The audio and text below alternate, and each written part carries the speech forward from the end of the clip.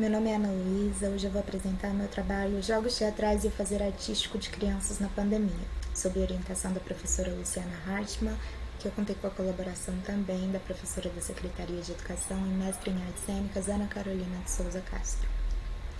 E temos nas crises a oportunidade de subverter a lógica cruel imposta e criar outras possibilidades de resistências, aprendendo também com as crianças. Solange Santos e Marina Saraiva.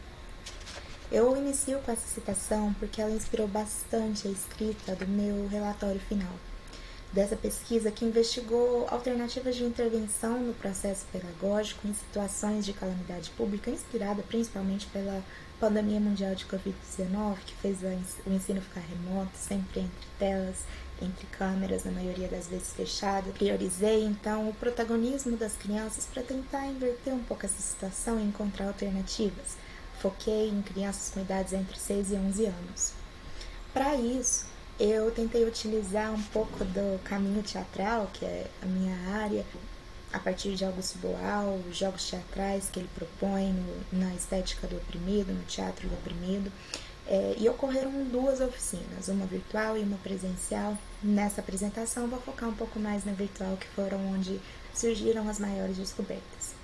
Além de Augusto Boal, me inspirei em Paulo Freire, na pedagogia da liberdade, pedagogia da autonomia, que foi o principal caminho para promover esse diálogo com as crianças, para ouvir o que elas tinham a dizer e ouvir as sugestões delas. Os resultados principais, então, que eu quero apresentar aqui são, primeiro, a tecnologia se tornando uma parte do jogo, a tecnologia deixando de ser aquele desafio de agora eu preciso ligar a câmera, agora eu preciso desligar a câmera. As crianças tinham a liberdade para se sentirem confortáveis com a câmera fechada ou aberta. Uma coisa engraçada que aconteceu foi que uma das crianças que sempre estava com a câmera fechada, depois que eu pedi para eles me falarem o que eles tinham achado do primeiro encontro, para eu mudar, para eu adaptar, melhorar talvez, um deles me mandou essa mensagem dizendo: professora, eu não gostei, eu achei muito chato, achei os jogos cansativos, mas o aquecimento foi ok, mas os jogos eu acho que eu não gostei. E eu, tá, volta no próximo encontro, eu vou tentar adaptar, eu acho que vão ter coisas diferentes, talvez você goste. No outro encontro ele foi, começou também com a câmera fechada, mas ali pro meio ele ligou a câmera, ele começou a participar, e no final ele falou: nossa, adorei esse jogo, e ele queria participar como se colocando em outras partes, né? Em outras. Antes ele era o jogador, depois ele era o apresentador, depois ele tentava descobrir. Era um jogo que tinha várias posições, assim. Foi muito interessante. Outra coisa que aconteceu foi uma aluna que era sempre quietinha, mas ela era bem participativa. Um dia eu estava propondo uma contação de histórias a partir de imagens, e as imagens estavam um pouco longe, eu fui buscar. Enquanto eu ia buscar, ela disse: posso propor que a gente brinque de pedra, papel, tesoura? Falei: claro. Pensei que talvez não fosse dar certo, por conta da sincronia das câmeras, né? Talvez ficasse um pouco atrasado, mas falei: pode, vamos tentar. E eles foram fazendo e amaram. E o pedra, papel, tesoura é um jogo que todo mundo conhece, que eles provavelmente faziam na hora do recreio, na escola, né? Pra ver quem era o primeiro da fila, coisas assim. E por isso eles gostaram, todo mundo conhecia, todo mundo quis participar. Eles pediram até pra eu participar, como dá pra ver aqui nas fotos.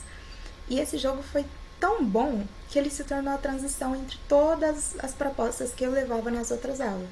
Então, depois de fazer uma, antes de fazer a outra, a gente colocava o pedra, papel, tesoura. Foi super interessante. Eu concluo, então, a importância de levar essa discussão, esse lugar essa voz para as crianças, para que elas possam se colocar o que elas não estão contentes, o que elas acham que podem mudar, as sugestões delas, as propostas que elas mesmas têm. E vou concluir com a fala de Andréia Camargo, professora da Unifesp. Talvez escrever e falar sobre a infância e a arte não seja outra coisa que estar com elas, submersos nelas. Assim, pensar o trabalho na interface entre esses 2 universos, infância e arte, aparentemente tão distintos e ao mesmo tempo tão próximos, seja pensar como a infância possa ser alterada pela arte, como a arte possa ser alterada pela infância, ou mais ainda, como ambos podem alterar os modos de vida em tempos de pandemia.